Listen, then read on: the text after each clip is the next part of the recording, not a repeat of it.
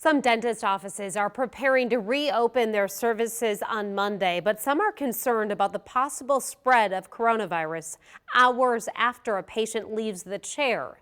Senior reporter Jake Wazakowski explains.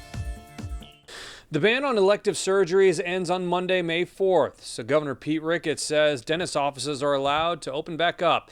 Previously, they could only do emergency surgeries. It's not a mandate that we have to open, and we really feel like each practice has to make their own decision. If they do open, staff is required to wear face shields and head covers, screen patients, keep them away from each other, and have more thorough disinfecting procedures.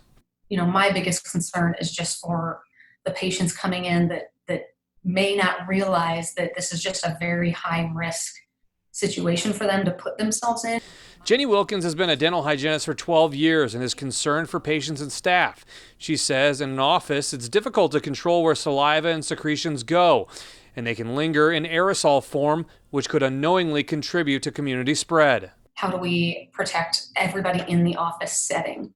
Because we can sanitize and sterilize our equipment, our surfaces, but if there is potentially infected respiratory secretions flying around the room, any patient, any provider that walks into that room is potentially inhaling and breathing those contaminated particles.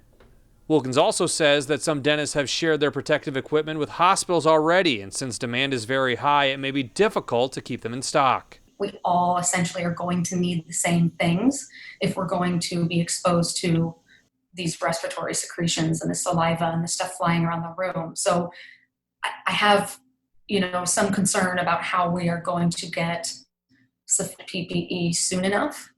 Reporting in Omaha, Jake Wazakowski, 3 News Now.